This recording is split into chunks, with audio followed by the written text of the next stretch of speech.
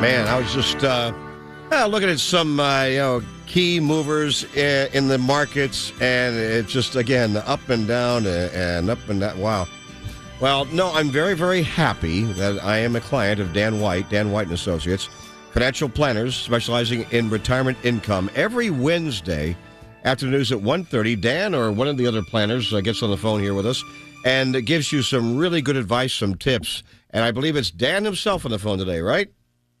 This is Dan Simon, Rick. How are you? Again, Dan himself, Dan Simon. I figured out what you were insinuating. That's all right. Well, it's Dan, of course, Dan White. You're one of the fine associates. Brilliant guy. I'll even say it to your face. And then Dan also has a Sunday morning program here on WDEL, 101.7 FM, 11:50 a.m. That's Sunday at 7 a.m. But right now, a nice piece of advice here from Dan Simon. What you got for us? Yeah, Rick. So, what I thought we'd talk about today is, we don't want to let retirement become a pay cut. So what I mean by that is, many Americans are, surprised to learn, when they get to that point that Social Security wasn't necessarily designed to replace their entire paycheck. For the average worker, Social Security replaces about 40% of pre-retirement income. So when you take into consideration someone making, maybe $100,000 a year, Social Security is really only going to provide about $40,000 annually for that type of income earner, which is, a little over $3,300 a month. So, the question for most then becomes where the rest of the income comes from, right? Because we get kind of stuck in our ways. We get accustomed to living a certain lifestyle while we're working.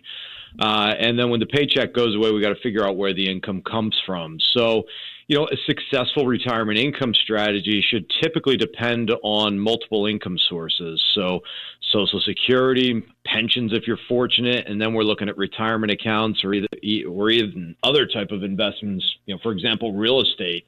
So when we think about the retirement accounts or investments, the goal isn't simply accumulating the largest nest egg or portfolio possible.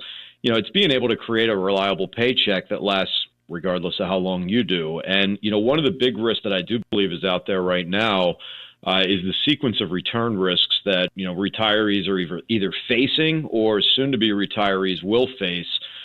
Given the growth that we've seen in the market and, the knowledge of, it doesn't happen like this every single year, volatility will show its face again. And, if we experience poor years when we're taking withdrawals early in retirement, it can have a significant impact on the longevity of that portfolio and how long it can provide income that, people are relying on. So, when I think about retirement planning in general, it's not necessarily about growing money. It's more about income replacement and about turning your retirement savings into a dependable income stream, while managing for taxes, while managing for inflation, and then certainly managing for volatility if you're in market volatility, if you're inclined towards risk. So, it's really just a heads up that, hey, we know Social Security's there, but generally speaking, that's not going to cover the majority of our expenses, and we got to figure out where that's coming from. And, that's something we help our clients with day in and day out, Rick, as you know. Oh, I know. I talk with guys about this all the time, and we'll be hanging out saying, have you, like, for example, in addition to everything you do, because I know you do a lot of different, guidance, a lot of different things for, to create a good diverse mix for income. But sometimes I get together a bunch of guys. We talk about companies. We talk about stocks, and excuse me. And it's always the same conversation when it comes to dividends. Wow, look at this company. They're paying 11% dividend. I see. And by the way, have you looked at that 10K report? Have you seen that they're having some problems with revenue? They're in a very tough market. And what happens then if your principal drops like 20%? You're not going to be really happy with that anymore. There's a lot of things a lot of variables, a lot of things to actually consider with a lot of this stuff. And keep in mind that the dividend is the company dispersing cash to the shareholders. So, generally after the dividend's paid, you'll see the stock value go down a little bit. Is it a strategy that can be implemented? Absolutely. Yeah. Most people that I see aren't able to live solely off the dividends. So, at some point we're getting into principal. And then even when we get further out into, retirement, when required minimum distributions apply, is that dividend income going to satisfy an RMD? So what does that look like from a distribution of account that, is subject to volatility? So sure, it could be a piece of the plan. Absolutely. No, but I'm saying we have conversations about that, and even of our conversations, we'll sit there quietly, go like, yeah, you're right, because it's a very attractive 11%. Wow, that sounds good, and then you find out, for example, another one might be a company that's invested in high risk, high rise buildings. And you realize they have exposure to a lot of empty buildings in L.A. and stuff. Again, these are the kind of things we all talk about. But if you're sitting down with someone, let's say you got someone who's 50 years old and they're still working. They're thinking, yeah, you know what? I'll be retiring on 65 or something like that. And they're 50 years old. What's the conversation you have with somebody who's like 50 and is going to have the first conversation with you?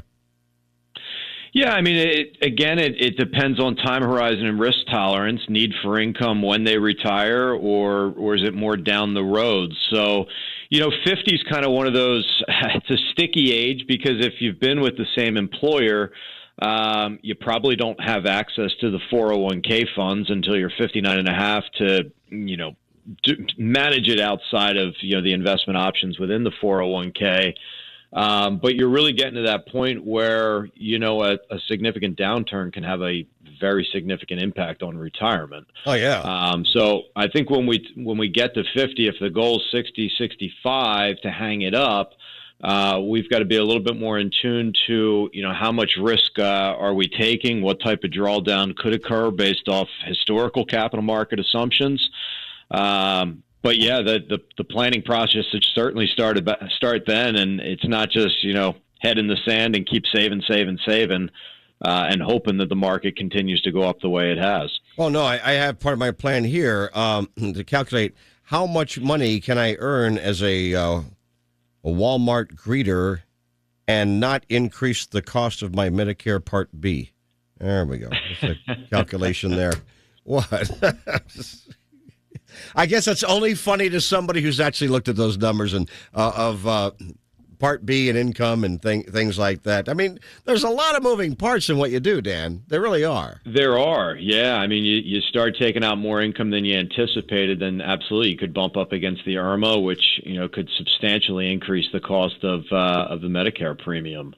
And that's looking back 2 years. So yeah. Again, things that we've got to be cognizant of when we set up the income, when it's going to start, and what's that going to do to us from a tax and a Medicare premium standpoint. You guys cover a lot of ground, and I really appreciate that. You can give him a call at 888-690-8820. Ask for Dan Simon. He's there in the Middletown office, 888-690-8820. Anything else? That's all I got for today, Rick. Appreciate the time. All right, and then Dan White on the money, Sunday mornings at 7 o'clock here on 101.7 FM, 1150 AM, WDEL, and streaming at WDEL.com.